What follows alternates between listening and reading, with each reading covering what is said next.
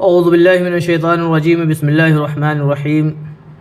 سورۃ النساء سبق نمبر 5 کا ترجمہ و تفسیر بیان کیا جائے گا۔ شروع اللہ کے نام سے جو بڑا مہربان نہایت رحم والا ہے۔ واللذان یأتیانها منکم فآذوہما فإن تابا وأصلحا فأعرضوا عنہما ان اللہ کان توابا رحیما۔ اور جو دو مرد تم میں سے بدکاری کریں تو ان کو ایذا دو، پھر اگر وہ توبہ کر لیں اور نیکوکار ہو جائیں تو ان کا پیچھا چھوڑ دو، بے شک اللہ توبہ قبول کرنے والا اور مہربان ہے۔ انما التوبۃ علی اللہ للذین یعملون السوء بجہالۃ ثم یتوبون من قریب فاولئک یتوب اللہ علیہم وکان اللہ علیما حکیما۔ اللہ انہی لوگوں کی توبہ قبول فرماتا ہے جو نادانی سے بری حرکت کر بیٹھتے ہیں پھر جلد توبہ کر لیتے ہیں، بس ایسے لوگوں پر اللہ مہربانی کرتا ہے اور وہ سب کچھ جانتا اور حکمت والا ہے۔ مطلب یہ ہے کہ اللہ سبحانہ وتعالیٰ اپنے ان بندوں کی توبہ قبول فرماتا ہے جو ناواقفیت کی وجہ سے کوئی برا کام کر بیٹھے پھر توبہ کر لیں، گو یہ توبہ فرشتہ موت کو دیکھ لینے کے بعد عالم نزع سے پہلے ہو۔ حضرت مجاہد وغیرہ فرماتے ہیں جو بھی قصداً یا غلطی سے اللہ تعالیٰ کی نافرمانی کرے وہ جاہل ہے جب تک کہ اس سے باز نہ آ جائے۔ ابو العالیہ فرماتے ہیں صحابہ کرام فرمایا کرتے تھے کہ بندہ جو گناہ کرے وہ جہالت ہے۔ حضرت قتادہ بھی صحابہ کے مجمع سے اس طرح کی روایت کرتے ہیں۔ عطا اور حضرت ابن عباس رضی اللہ تعالیٰ عنہ سے بھی اسی طرح مروی ہے۔ توبہ جلدی کر لینے کی تفسیر میں منقول ہے کہ ملک الموت کو دیکھ لینے سے پہلے عالم سکرات کے قریب مراد ہے، اپنی صحت میں توبہ کر لینی چاہیے۔ غرغرے کے وقت سے پہلے کی توبہ قبول ہے۔ حضرت اکرمہ فرماتے ہیں ساری دنیا قریب ہی ہے، اس کے متعلق حدیثیں سنیے۔ رسول صلی اللہ علیہ وسلم فرماتے ہیں کہ اللہ تعالیٰ اپنے بندوں کی توبہ قبول فرماتا ہے جب تک سانسوں کا ٹوٹنا شروع نہ ہو۔ جو بھی مومن بندہ اپنی موت سے منہ بھر لے، توبہ کر لے، اس کی توبہ اللہ تعالیٰ قبول فرما لیتا ہے، یہاں تک کہ اس کے بعد بھی، بلکہ موت سے ایک دن پہلے تک بھی، بلکہ ایک سانس پہلے بھی جو بھی اخلاص اور سچائی کے ساتھ اپنے رب کی طرف جھکے اللہ تعالیٰ اسے قبول فرماتا ہے۔ حضرت عبداللہ بن عمرو فرماتے ہیں جو اپنی موت سے 1 سال پہلے توبہ کرے اللہ تعالیٰ اس کی توبہ قبول فرماتا ہے، اور جو مہینہ بھر پہلے توبہ کرے اللہ تعالیٰ اس کی توبہ بھی قبول فرماتا ہے، اور جو ہفتہ بھر پہلے توبہ کرے اللہ تعالیٰ اس کی توبہ بھی قبول فرماتا ہے، اور جو 1 دن پہلے توبہ کرے اللہ تعالیٰ اس کی بھی توبہ قبول فرماتا ہے۔ یہ سن کر حضرت ایوب نے یہ آیت پڑھی تو آپ نے فرمایا وہی کہتا ہوں جو رسول صلی اللہ علیہ وسلم سے سنا ہے۔ مسند احمد میں ہے کہ 4 صحابی جمع ہوئے، ان میں سے ایک نے کہا میں نے رسول صلی اللہ علیہ وسلم سے سنا ہے جو شخص اپنی موت سے 1 دن پہلے بھی توبہ کر لے اللہ تعالیٰ اس کی توبہ قبول فرماتا ہے۔ دوسرے نے پوچھا کیا سچ مچ تم نے حضور صلی اللہ علیہ وسلم سے ایسے ہی سنا ہے؟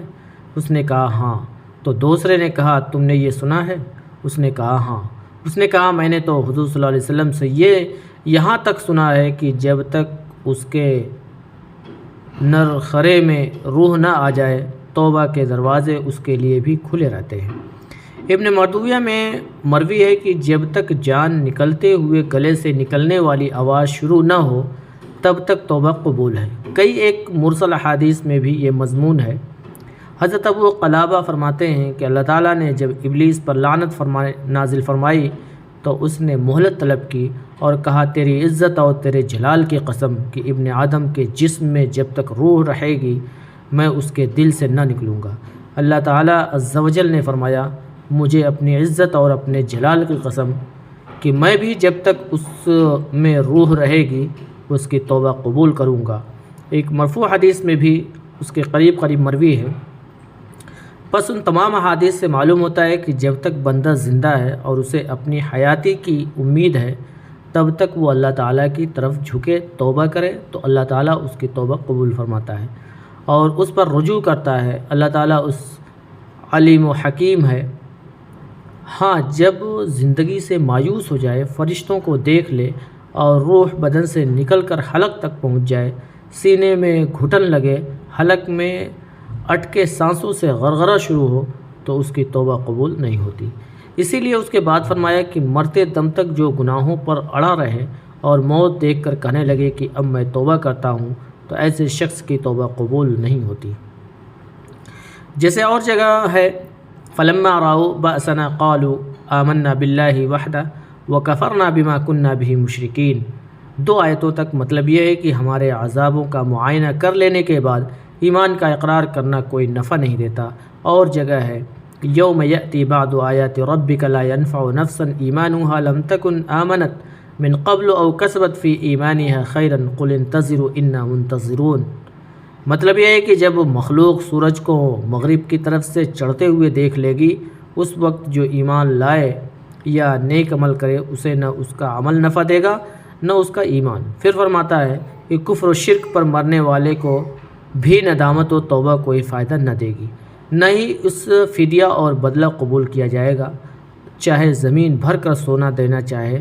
حضرت ابن عباس وغیرہ فرماتے ہیں یہ آیت اہل شرک کے بارے میں نازل ہوئی ہے۔ مسند احمد میں ہے رسول صلی اللہ علیہ وسلم فرماتے ہیں اللہ تعالیٰ اپنے بندے کی توبہ قبول کرتا ہے اور اسے بخش دیتا ہے جب تک پردہ نہ پڑ جائے۔ پوچھا گیا پردہ پڑنے سے کیا مطلب ہے؟ فرمایا شرک کی حالت میں جان نکل جانا۔ ایسے لوگوں کے لیے اللہ تعالیٰ نے سخت دردناک، المناک، ہمیشہ رہنے والے عذاب تیار کر رکھے ہیں۔ وَلَيْسَتِ التَّوْبَةُ لِلَّذِينَ يَعْمَلُونَ السَّيِّئَاتِ حَتَّى إِذَا حَضَرَ أَحَدَهُمُ الْمَوْتُ قَالَ إِنِّي تُبْتُ الْآنَ وَلَا الَّذِينَ يَمُوتُونَ وَهُمْ كُفَّارٌ أُولَئِكَ أَعْتَدْنَا لَهُمْ عَذَابًا أَلِيمًا۔ اور ایسے لوگوں کی توبہ قبول نہیں ہوتی جو ساری عمر برے کام کرتے رہے، یہاں تک کہ جب ان میں سے کسی کی موت موجود ہو تو اس وقت کہنے لگے کہ اب میں توبہ کرتا ہوں، اور نہ ان کی توبہ قبول ہوتی ہے جو کفر کی حالت میں مرے۔ ایسے لوگوں کے لیے ہم نے عذاب علیم تیار کر رکھا ہے۔ یا ایھا الذین آمنوا لا یحل لکم ان تریثوا النساء کرہا ولا تعضلوهن لتذهبوا ببعض ما آتیتموهن الا ان یأتین بفاحشۃ مبینہ وعاشروهن بالمعروف وإن کرہتموهن فعسى ان تکرہوا شیئا ویجعل اللہ فیہ خیرا کثیرا۔ مومنو، تم کو جائز نہیں کہ زبردستی عورتوں کے وارث بن جاؤ، اور دیکھنا اس نیت سے کہ جو کچھ تم نے ان کو دیا ہے اس میں سے کچھ لے لو، انہیں گھروں میں مت روک رکھنا۔ ہاں اگر وہ کھلے طور پر بدکاری کے مرتکب ہوں تو روکنا نامناسب نہیں، اور ان کے ساتھ اچھی طرح سے رہو سہو۔ اگر وہ تم کو ناپسند ہوں، عجب نہیں کہ تم کسی چیز کو ناپسند کرو اور اللہ اس میں سے بہت سی بھلائیاں پیدا کر دے۔ صحیح بخاری میں ہے حضرت ابن عباس رضی اللہ تعالیٰ عنہ فرماتے ہیں کہ قبل اسلام جب کوئی شخص مر جاتا ہے تو اس کے وارث اس کے عورت کے پورے حقدار سمجھے جاتے ہیں۔ اگر ان میں سے کوئی چاہتا تو اپنے نکاح میں لے لیتا، اگر وہ چاہتے تو دوسرے کسی کے نکاح میں دے دیتے، اگر چاہتے تو نکاح ہی نہ کرنے دیتے۔ میکے والوں سے زیادہ اس عورت کے حقدار سسرال والے ہی گنے جاتے ہیں۔ جاہلیت کی اس رسم کے خلاف یہ آیت نازل ہوئی۔ دوسری روایت میں یہ بھی آیا ہے کہ وہ لوگ اس عورت کو مجبور کرتے ہیں کہ وہ مہر کے حق سے دستبردار ہو جائے یا یوں ہی بے نکاحی بیٹھی رہے۔ یہ بھی مروی ہے کہ اس عورت کا خاوند مرتے ہی کوئی بھی آ کر اس پر اپنا کپڑا ڈال دیتا اور وہی اس کا مختار سمجھا جاتا تھا۔ تو روایت میں ہے کہ یہ کپڑا ڈالنے والا اسے حسین پاتا تو اپنے نکاح میں لے لیتا، اگر یہ بدصورت ہوتی تو اسے یوں ہی روکے رکھتا یہاں تک کہ مر جائے، پھر اس کے مال کا وارث بنتا۔ یہ بھی مروی ہے کہ مرنے والے کا کوئی گہرا دوست کپڑا ڈال دیتا، پھر اگر وہ عورت کچھ فدیہ اور بدلہ دے دے تو وہ اسے نکاح کرنے کی اجازت دیتا، ورنہ یوں ہی مر جاتی۔ حضرت زید بن اسلم فرماتے ہیں اہل مدینہ کا یہ دستور تھا کہ وارث اس عورت کے بھی وارث بن جاتے، غرض یہ لوگ عورتوں کے ساتھ بڑے بری طرح پیش آتے تھے، یہاں تک کہ طلاق دیتے وقت بھی شرط کر لیتے تھے کہ جہاں میں چاہوں تیرا نکاح ہو۔ اس طرح کے قید و بند سے رہائی پانے کی پھر یہ صورت ہوتی کہ وہ عورت کچھ دے کر جان چھڑاتی۔ اللہ تعالیٰ نے مومنوں کو اس سے منع فرما دیا ابن مردویہ میں ہے کہ جب ابو قیس بن اسلط کا انتقال ہوا تو ان کے بیٹے نے ان کی بیوی سے نکاح کرنا چاہا، جیسے کہ جاہلیت میں دستور تھا، اس پر یہ آیت نازل ہوئی۔ حضرت عطا فرماتے ہیں کہ کسی بچے کے سنبھال پر اسے لگا دیتے تھے۔ حضرت مجاہد فرماتے ہیں جب کوئی مر جاتا تو اس کا لڑکا اس کی بیوی کا زیادہ حقدار سمجھا جاتا تھا، اگر چاہتا خود اپنی سوتیلی ماں سے نکاح کر لیتا اور اگر چاہتا دوسرے کے نکاح میں دے دیتا، مثلا بھائی کے بھتیجے یا جس کو چاہے۔ حضرت اکرمہ رضی اللہ تعالیٰ عنہ کی روایت میں ہے کہ ابو قیس کی جس بیوی کا نام کبینہ تھا رضی اللہ عنہا، اس نے اس صورت کی خبر حضور صلی اللہ علیہ وسلم کو دی کہ یہ لوگ نہ مجھے وارثوں میں شمار کر کے میرے خاوند کا ورثہ دیتے ہیں، نہ مجھے چھوڑتے ہیں کہ میں اور کہیں اپنا نکاح کر لوں۔ اس پر یہ آیت نازل ہوئی۔ ایک روایت میں ہے کہ کپڑا ڈالنے کی رسم سے پہلے ہی اگر کوئی عورت بھاگ کھڑی ہو اور اپنے میکے آ جائے تو وہ چھوٹ جاتی تھی۔ حضرت مجاہد فرماتے ہیں جو یتیم بچی ان کی ولایت میں ہوتی اسے یہ روکے رکھتے تھے، اس امید پر کہ جب ہماری بیوی مر جائے گی ہم اس سے نکاح کر لیں گے یا اپنے لڑکے سے اس کا نکاح کرا دیں گے۔ ان سب اقوال سے معلوم ہوا کہ تمام صورتوں کی اس آیت میں اللہ تعالیٰ نے ممانعت کر دی اور عورتوں کی جان اس مصیبت سے چھڑا دی۔ ارشاد ہے عورتوں کی بود و باش میں انہیں تنگ کر کے تکلیف دے دے کر مجبور نہ کرو کہ وہ اپنا سارا مہر چھوڑ دیں یا اس میں سے کچھ چھوڑ دیں یا اپنے کسی اور واجبی حق وغیرہ سے دستبردار ہونے پر آمادہ ہو جائے، کیونکہ انہیں ستایا اور مجبور کیا جا رہا ہے۔ حضرت ابن عباس رضی اللہ تعالیٰ عنہ فرماتے ہیں مطلب یہ ہے کہ عورت ناپسند ہے، دل نہیں ملا، چھوڑ دینا چاہتا ہے تو اس صورت میں حق مہر کے علاوہ بھی وغیرہ تمام حقوق دینے پڑیں گے۔ اس صورت حال سے بچنے کے لیے اسے ستانا یا طرح طرح سے تنگ کرنا کہ وہ خود اپنے حقوق چھوڑ کر چلے جانے پر آمادہ ہو جائے، ایسا رویہ اختیار کرنے سے قرآن پاک نے مسلمانوں کو روک دیا۔ ابن سلمان فرماتے ہیں ان دونوں آیتوں میں سے پہلے آیت امر جاہلیت کو ختم کرنے اور دوسری امر اسلام کی اصلاح کے لیے نازل ہوئی۔ ابن مبارک بھی یہی فرماتے ہیں مگر اس صورت میں کہ اس سے کھلی بے حیائی کا کام صادر ہو جائے۔ اس سے مراد بقول اکثر مفسرین صحابہ تابعین وغیرہ زناکاری ہے، یعنی اس صورت میں جائز ہے کہ اسے مہر لوٹا لینا چاہیے اور اسے تنگ کرے تاکہ خلا پر رضامند ہو، جیسے سورہ بقرہ کی آیت میں ہے یا ایھا الذین آمنوا لا یحل لکم ان ترثوا النساء کرہا ولا تعضلوهن لتذهبوا ببعض ما آتیتموهن الا ان یأتین بفاحشۃ مبینہ، یعنی تمہیں حلال نہیں کہ تم اب انہیں دیے ہوئے میں سے کچھ بھی لے لو مگر اس حالت میں دونوں کو اللہ کی حدیں قائم نہ رکھ سکنے کا خوف ہو۔ بعض بزرگوں نے فرمایا آیت فاحشہ مبینہ سے مراد خاوند کے خلاف کام کرنا، اس کی نافرمانی کرنا، بد زبانی، کج خلقی کرنا، حقوق زوجیت اچھی طرح ادا نہ کرنا وغیرہ ہے۔ ابن جریر فرماتے ہیں آیت کے الفاظ عام ہیں، زنا کو اور تمام مذکورہ عوامل بھی شامل ہیں، یعنی ان تمام صورتوں میں خاوند کو مباح ہے کہ اسے تنگ کرے تاکہ وہ اپنا کل حق یا تھوڑا حق چھوڑ دے اور پھر یہ اسے الگ کر دے۔ امام صاحب کا یہ فرمان بہت ہی مناسب ہے۔ یہ روایت بھی پچھلے گزر چکی ہے کہ یہاں اس آیت کے اترنے کا سبب وہی جاہلیت کی رسم ہے جس سے اللہ نے منع فرما دیا۔ اس سے معلوم ہوتا ہے کہ یہ پورا بیان جاہلیت کی رسم کو اسلام میں سے خارج کرنے کے لیے ہوا ہے۔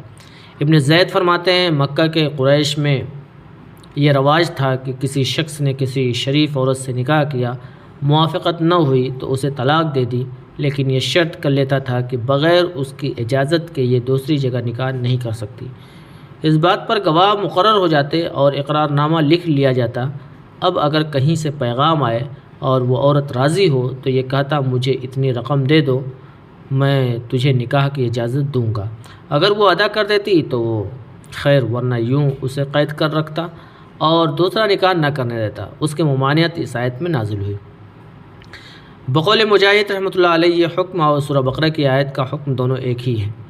پھر فرمایا عورتوں کے ساتھ خوش سلوکی کا رویہ رکھو، ان کے ساتھ اچھا برتاؤ برتو، نرم بات کہو، نیک سلوک کرو، اپنی حالت بھی اپنی طاقت کے مطابق اچھی رکھو، جیسے تم چاہتے ہو کہ وہ تمہارے لیے بنی سنوری ہوئی ہو، اچھی حالت میں رہے تم خود اپنی حالت بھی اچھی رکھو۔ جیسے اور جگہ فرمایا وَلَهُنَّ مِثْلُ الَّذِي عَلَيْهِنَّ بِالْمَعْرُوفِ وَلِلرِّجَالِ عَلَيْهِنَّ دَرَجَةٌ وَاللَّهُ عَزِيزٌ حَكِيمٌ، جیسے تمہارے حقوق ان پر ہیں ان کے حقوق بھی تم پر ہیں۔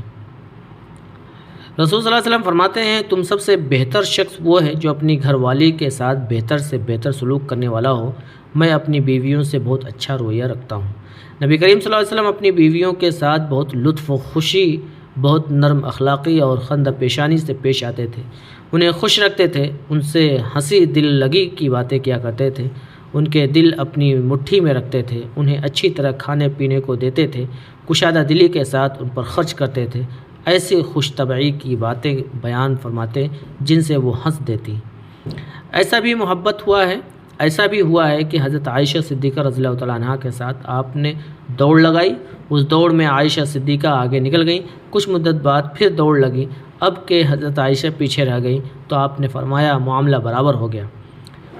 اس سے بھی آپ کا مطلب یہ تھا کہ حضرت صدیقہ خوش رہیں، ان کا دل بھلے۔ جس بیوی صاحبہ کے یہاں آپ کو رات گزارنی ہوتی وہیں آپ کے کل بیویاں جمع ہو جاتی، 2 گھڑی بیٹھتی، بات چیت ہوتی۔ کبھی ایسا بھی ہوتا کہ ان سب کے ساتھ ہی حضور صلی اللہ علیہ وسلم رات کا کھانا تناول فرماتے، پھر سب اپنے اپنے گھر چلی جاتی اور آپ وہیں آرام فرماتے جن کی باری ہوتی۔ اپنی بیوی صاحبہ کے ساتھ ایک ہی چادر میں سوتے، کرتا نکال ڈالتے، صرف تہبند بندھا ہوا ہوتا۔ عشاء کی نماز کے بعد گھر جا کر دوسری 2 گھڑی ادھر ادھر کی کچھ باتیں کرتے جس سے گھر والیوں کا جی خوش ہوتا ہے۔ الغرض نہایت ہی محبت پیار کے ساتھ اپنی بیویوں کو آپ رکھتے تھے۔ پس مسلمانوں کو بھی چاہیے کہ اپنی بیویوں کے ساتھ اچھی طرح راضی خوشی محبت پیار سے رہے۔ اللہ تعالیٰ فرماتا ہے فرما برداری کا دوسرا نام اچھائی ہے۔ اس کی تفصیلی احکام کی جگہ تفسیر نہیں بلکہ اسی مضمون کی کتابیں ہیں۔ پھر فرماتا ہے باوجود جی نہ چاہنے کے بھی عورتوں سے اچھی بود و باش رکھنے میں بہت ممکن ہے کہ اللہ تعالیٰ بہت بڑی بھلائی عطا فرمائے۔ ممکن ہے نیک اولاد ہو جائے اور اس سے اللہ تعالیٰ بہت سی بھلائیاں نصیب کرے۔ صحیح حدیث میں ہے مومن مرد مومنہ عورت کو الگ نہ کرے، اگر اس کی ایک آدھ بات سے ناراض ہوگا تو ایک آدھ خصلت اچھی بھی ہوگی۔ پھر فرماتا ہے کہ جب تم میں سے کوئی اپنی بیوی کو طلاق دینا چاہے اور اس کی جگہ دوسری عورت سے نکاح کرنا چاہے تو اسے دیے ہوئے مہر میں سے کچھ بھی واپس نہ لے، چاہے خزانہ کا خزانہ دیا ہوا ہو۔ سورہ آل عمران کی تفسیر میں قنطار کا پورا بیان گزر چکا ہے، اس لیے یہاں دوبارہ بیان کرنے کی ضرورت نہیں۔ اس سے ثابت ہوتا ہے کہ مہر میں بہت سارا مال دینا بھی جائز ہے۔ امیر المؤمنین حضرت عمر فاروق رضی اللہ تعالیٰ عنہ نے پہلے بہت لمبے چوڑے مہر سے منع فرما دیا تھا، پھر اپنے قول سے رجوع کیا۔ جیسے کہ مسند احمد میں کہ آپ صلی اللہ علیہ وسلم نے فرمایا عورتوں کے مہر باندھنے میں زیادتی نہ کرو، اگر یہ دنیاوی طور پر کوئی بھی چیز ہوتی یا اللہ کے نزدیک یہ تقویٰ کی چیز ہوتی تو تم سب سے پہلے اس پر اللہ کے رسول صلی اللہ علیہ وسلم عمل کرتے۔ حضور صلی اللہ علیہ وسلم نے اپنی کسی بیوی کا یا کسی بیٹی کا مہر 12 اوقیہ سے زیادہ مقرر نہیں کیا، تقریباً 125 روپیہ۔ انسان زیادہ مہر باندھ کر پھر مصیبت میں پڑ جاتا ہے، یہاں تک کہ رفتہ رفتہ اس کی بیوی اسے بوجھ معلوم ہونے لگتی ہے اور اس کے دل میں اس کی دشمنی بیٹھ جاتی ہے اور کہنے لگتا ہے کہ تو نے تو میرے کندھے پر مشک لٹکا دی۔ یہ حدیث بہت سی کتابوں میں مختلف الفاظ سے مروی ہے۔ ایک میں ہے کہ آپ نے منبر نبوی پر کھڑے ہو کر فرمایا لوگوں تم نے کیوں لمبے چوڑے مہر باندھنے شروع کر دیے ہیں؟ رسول صلی اللہ علیہ وسلم اور آپ کے زمانے کے اور آپ کے اصحاب نے تو 400 درہم تقریباً 100 روپیہ مہر باندھا ہے۔ اگر یہ تقویٰ اور کرامت کے زاد ہونے کا سبب ہوتا تو تم زیادہ مہر ادا کرنے میں بھی ان پر سبقت نہیں لے سکتے تھے۔ خبردار آج سے میں نہ سنوں کہ کسی نے 400 درہم سے زیادہ کا مہر مقرر کیا۔ یہ فرما کر آپ نیچے اتر آئے تو ایک قریشی خاتون سامنے آئی اور کہنے لگی امیر المؤمنین کیا آپ نے 400 درہم سے زیادہ کے حق مہر سے لوگوں کو منع فرما دیا ہے؟ آپ نے فرمایا ہاں۔ کہا کیا آپ نے اللہ کا کلام جو اس نے نازل فرمائی ہے نہیں سنا؟ کہا وہ کیا؟ کہا سنیے، اللہ تبارک و تعالیٰ فرماتا ہے وَآتَيْتُمْ إِحْدَاهُنَّ قِنْطَارًا فَلَا تَأْخُذُوا مِنْهُ شَيْئًا أَتَأْخُذُونَهُ بُهْتَانًا وَإِثْمًا مُبِينًا۔ تم نے انہیں خزانہ دیا ہو۔ حضرت عمر نے فرمایا اللہ مجھے معاف فرما، عمر سے تو ہر شخص زیادہ سمجھدار ہے۔ پھر واپس اسی وقت منبر پر کھڑے ہو کر لوگوں سے فرمایا، لوگوں، میں نے تمہیں 400 درہم سے زیادہ کے مہر سے روک دیا تھا، لیکن اب کہتا ہوں جو شخص اپنے مال میں سے مہر میں جتنا چاہے دے، اپنی خوشی سے جتنا مہر مقرر کرنا چاہے کرے، میں نہیں روکتا۔ اور ایک روایت میں اس عورت کا آیت کو اس طرح پڑھنا مروی ہے، وَآتَيْتُمْ إِحْدَاهُنَّ قِنْطَارًا فَلَا تَأْخُذُوا مِنْهُ شَيْئًا۔ حضرت عبداللہ بن مسعود رضی اللہ تعالیٰ عنہ کی قرأت میں بھی اسی طرح ہے۔ اور حضرت عمر رضی اللہ تعالیٰ عنہ کا یہ فرمانا بھی مروی ہے کہ ایک عورت عمر پر غالب آ گئی، اور روایت میں ہے کہ آپ نے فرمایا تھا، گو قصہ یعنی یزیدین حسین حارثی کی بیٹی ہو، پھر بھی مہر اس کا زیادہ مقرر نہ کرو، اور اگر تم نے ایسا کیا تو وہ زائد رقم میں بیت المال کے لیے لے لوں گا۔ اس پر ایک دراز قد چوڑی ناک والی عورت نے کہا، حضرت آپ یہ حکم نہیں دے سکتے۔ پھر اللہ تعالیٰ کا ارشاد ہے، تم اپنی بیوی کو دیا ہوا حق مہر واپس کیسے لے سکتے ہو جب کہ تم نے اس سے فائدہ اٹھایا یا ضرورت پوری کی، وہ تم سے اور تم اس سے مل گئی، یعنی میاں بیوی کے تعلقات بھی قائم ہو گئے۔ بخاری و مسلم کی اس حدیث میں ہے کہ ایک شخص نے اپنی بیوی پر زنا کا الزام لگایا اور حضور صلی اللہ علیہ وسلم کے سامنے پیش ہوا۔ بیوی نے بھی اپنے بے گناہ ہونے، شوہر ہونے، اپنے سچا ہونے کی قسم کھائی، پھر ان دونوں کا قسمیں کھائیں، اور اس کے بعد آپ کا یہ فرمان کہ اللہ تعالیٰ کو بخوبی علم ہے کہ تم دونوں میں سے کون جھوٹا ہے، کیا تم میں سے کوئی اب بھی توبہ کرتا ہے؟ 3 دفعہ فرمایا۔ تو اس مرد نے کہا، میں نے جو مال اس کے مہر میں دیا ہے اس کی بابت کیا فرماتے ہیں؟ آپ صلی اللہ علیہ وسلم نے فرمایا، اسی کے بدلے تو یہ تیرے لیے حلال ہوئی تھیں، اب اگر تو نے اس پر جھوٹی تہمت لگائی ہے تو پھر اور ناممکن بات ہوگی۔ اسی طرح ایک اور حدیث میں ہے کہ حضرت نفرہ نے ایک کنواری لڑکی سے نکاح کیا، جب اس سے ملے تو دیکھا کہ اسے زنا کا حمل ہے۔ حضور صلی اللہ علیہ وسلم سے ذکر کیا، آپ نے اسے الگ کرا دیا اور مہر دلوا دیا، اور عورت کو کوڑے مارنے کا حکم دیا، اور فرمایا جو بچہ ہوگا وہ تیرا غلام ہوگا، اور مہر تو اس کی حلت کا سبب تھا۔ غرض آیت کا مطلب بھی یہی ہے کہ عورت اس کے بیٹے پر حرام ہو جاتی ہے، اس پر اجماع ہے۔ حضرت ابو قیس نے ان کی بیوی سے نکاح کی خواہش کی جو ان کی سوتیلی ماں تھیں، اس پر اس بیوی صاحبہ نے فرمایا، بے شک تو اپنی قوم میں نیک ہے، لیکن میں تجھے اپنا بیٹا شمار کرتی ہوں۔ خیر، میں رسول صلی اللہ علیہ وسلم کے پاس جاتی ہوں، جو وہ حکم فرمائیں وہ حاضر ہوئیں، اور حضور صلی اللہ علیہ وسلم کو ساری کیفیت بیان کی۔ آپ نے فرمایا، اپنے گھر لوٹ جاؤ۔ پھر یہ آیت اتری کہ جس سے باپ نے نکاح کیا اس سے بیٹے کا نکاح حرام ہے۔ ایسے واقعات اور بھی اس وقت موجود تھے جنہیں اس ارادے سے باز رکھا گیا۔ ایک تو یہی ابو قیس والا واقعہ، ان بیوی صاحبہ کا نام ام عبید اللہ زمرہ تھا۔ دوسرا واقعہ خلف کا تھا، ان کے گھر میں ابو طلحہ کی صاحبزادی تھی، اس کے انتقال کے بعد اس کے لڑکے صفوان نے اسے اپنے نکاح میں لانا چاہا۔ سہیلی میں لکھا ہے، جاہلیت میں اس نکاح کا معمول تھا جسے باقاعدہ نکاح سمجھا جاتا تھا اور بالکل حلال گنا جاتا تھا۔ اسی لیے یہاں بھی فرمایا گیا کہ جو پہلے گزر چکا سو گزر چکا، جیسے وہ 2 بہنوں کو نکاح میں جمع کرنے کی حرمت کو بیان فرما کر بھی یہی کیا گیا۔ کنانہ بھی خزیمہ نے اپنے باپ کی بیوی سے نکاح کیا تھا، نصر اسی کی بطن سے پیدا ہوا تھا، اور رسول صلی اللہ علیہ وسلم کا فرمان ہے کہ میری اوپر کی نسل بھی باقاعدہ نکاح سے ہی ہے، نہ کہ زنا سے۔ تو معلوم ہوا کہ یہ رسم ان میں برابر جاری تھی اور جائز تھی، اور اسے نکاح شمار کرتے تھے۔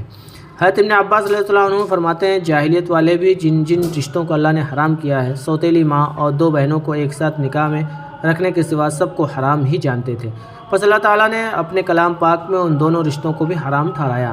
حضرت عطا اور حضرت قتادہ بھی یہی فرماتے ہیں۔ یاد رہے کہ سہیلی نے کنانہ کا جو واقعہ نقل کیا ہے وہ غور طلب ہے، بالکل صحیح نہیں۔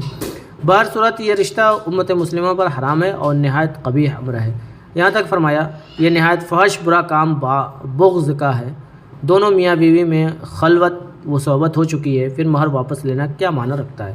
پھر فرمایا کہ عقد نکاح جو مضبوط عہد و پیمان ہے، اس میں تم جکڑے جا چکے ہو۔ اللہ کا یہ فرمان تم سن چکے ہو کہ بساؤ تم اچھی طرح اور الگ کرو تو عمدہ طریقہ سے۔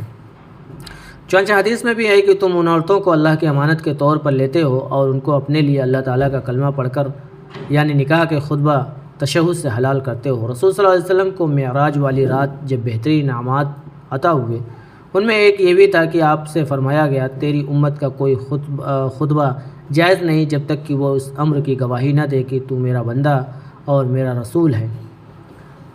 صحیح مسلم شریف میں حضرت جابر رضی اللہ تعالیٰ عنہ سے مروی ہے کہ رسول صلی اللہ علیہ وسلم نے اپنے حجۃ الوداع کے خطبے میں فرمایا، تم نے عورتوں کو اللہ کی امانت کے طور پر لیا ہے اور انہیں اللہ تعالیٰ کے کلمے سے اپنے لیے حلال کیا ہے۔ اس کے بعد اللہ تعالیٰ سوتیلی ماؤں کی حرمت بیان فرماتا ہے اور ان کی تعظیم اور توقیر ظاہر کرتا ہے، یہاں تک کہ باپ نے کسی عورت سے صرف نکاح کیا، ابھی وہ رخصت ہو کر بھی نہیں آئی مگر طلاق ہو گئی یا باپ مر گیا وغیرہ، تو بھی وہ سبب اور برا راستہ ہے۔ اور جگہ فرمایا وَلَا تَقْرَبُوا الْفَوَاحِشَ مَا ظَهَرَ مِنْهَا وَمَا بَطَنَ، یعنی کسی برائی، بے حیائی اور فحش کام کے قریب بھی نہ جاؤ، یا وہ بالکل ظاہر ہو خواہ پوشیدہ ہو۔ اور فرمان وَلَا تَقْرَبُوا الزِّنَا إِنَّهُ كَانَ فَاحِشَةً وَسَاءَ سَبِيلًا، زنا کے قریب نہ جاؤ، یقیناً وہ فحش کام اور بری راہ ہے۔ یا مزید فرمایا ہے کہ یہ کام بڑے بغض کا بھی ہے، یعنی فی نفسی بھی برا امر ہے، اس سے باپ بیٹے میں عداوت پڑ جاتی ہے اور دشمنی قائم ہو جاتی ہے۔ یہی مشاہدہ میں آیا ہے اور عموماً یہ بھی لکھا گیا ہے کہ جو شخص کسی عورت سے دوسرا نکاح کرتا ہے وہ اس کے پہلے خاوند سے بغض ہی رکھتا ہے۔ یہی وجہ ہے کہ حضرت صلی اللہ علیہ وسلم کی بیویاں امہات المؤمنین قرار دی گئیں اور امت پر مثل ماں کی حرام کی گئی، کیونکہ وہ نبی صلی اللہ علیہ وسلم کی بیویاں ہیں اور آپ مثل باپ کے ہیں، بلکہ اجماعاً ثابت ہے کہ آپ کے حق باپ دادا کے حقوق سے بھی بہت زیادہ اور بہت بڑے ہیں، بلکہ آپ کی محبت خود اپنی جانوں کی محبت پر بھی مقدم ہے۔ صلوات اللہ وسلام علیہ یہ بھی کہا گیا ہے کہ یہ کام اللہ کے بغض کا موجب ہے اور برا راستہ ہے۔ اب جو ایسا کام کرے وہ دین سے مرتد ہے، اسے قتل کر دیا جائے اور اس کا مال بیت المال میں داخل کر لیا جائے۔ سنن اور مسند احمد میں مروی ہے کہ ایک صحابی کو رسول صلی اللہ علیہ وسلم نے اس شخص کی طرف بھیجا جس نے اپنے باپ کی بیوی سے باپ کے بعد نکاح کیا تھا کہ اسے قتل کر ڈالو اور اس کے مال پر قبضہ کر لو۔ حضرت براء بن عازب فرماتے ہیں کہ میرے چچا حارث بن عمیر اپنے ہاتھ میں نبی صلی اللہ علیہ وسلم کا دیا ہوا جھنڈا لے کر میرے پاس گزرے۔ میں نے پوچھا کہ چچا حضور صلی اللہ علیہ وسلم نے آپ کو کہاں بھیجا ہے؟ فرمایا اس شخص کی طرف جس نے اپنے باپ کی بیوی سے نکاح کیا ہے، مجھے حکم ہے کہ میں اس کی گردن ماروں۔ مسئلہ اس پر تو علماء کا اجماع ہے کہ جس عورت سے باپ نے مباشرت کر لی، خواہ نکاح کر کے، خواہ ملکیت میں لا کر، خواہ شبہ سے، وہ عورت بیٹے پر حرام ہے۔ ہاں اگر جماع نہ ہوا ہو تو صرف مباشرت ہوئی ہو یا وہ اعضاء دیکھے ہوئے ہوں جن کا دیکھنا اجنبی ہونے کی صورت میں حلال نہ تھا تو اس میں اختلاف ہے۔ امام احمد تو اس صورت میں بھی اس عورت کو لڑکے پر حرام بتاتے ہیں۔ حافظ ابن عساکر کے اس واقعہ سے بھی اس روایت کی تصدیق ہوتی ہے کہ حضرت خدیج حمصی نے جو حضرت معاویہ کے مولا تھے، حضرت معاویہ کے لیے ایک لونڈی خریدی جو گورے رنگ کی اور خوبصورت تھی، اسے برہنہ ان کے پاس بھیج دیا۔ ان کے ہاتھ میں ایک چھڑی تھی، اس سے اشارہ کر کے کہنے لگے اچھا نفع تھا اگر یہ ملبوس ہوتی۔ پھر کہنے لگے اسے یزید بن معاویہ کے پاس لے جاؤ۔ پھر کہا نہیں ٹھہرو، ربیع بن عمرو حرسی کو میرے پاس بلا لاؤ۔ یہ بڑے فقیہ تھے۔ جب آئے تو حضرت معاویہ نے ان سے یہ مسئلہ پوچھا کہ میں نے اس عورت کے یہ اعضاء مخصوص دیکھے ہیں، یہ برہنہ تھی، اب میں اسے اپنے لڑکے یزید کے پاس بھیجنا چاہتا ہوں، تو کیا اس کے لیے یہ حلال ہے؟ حضرت ربیع نے فرمایا امیر المؤمنین ایسا نہ کیجیے، یہ اس کے قابل نہیں رہی۔ فرمایا تم ٹھیک کہتے ہو، اچھا جاؤ عبداللہ بن مسعدہ فزاری کو بلا لاؤ۔ وہ آئے تو گندمی رنگ کے تھے۔ اس سے حضرت معاویہ نے فرمایا اس لونڈی کو میں تمہیں دیتا ہوں تاکہ تمہاری اولاد سفید رنگ پیدا ہو۔ یہ عبداللہ بن مسعدہ وہ ہیں جنہیں رسول صلی اللہ علیہ وسلم نے حضرت فاطمہ کو دیا تھا۔ آپ نے انہیں پالا پرورش کیا، پھر اللہ تعالیٰ کے نام سے آزاد کر دیا، پھر یہ حضرت معاویہ کے پاس چلے آئے تھے۔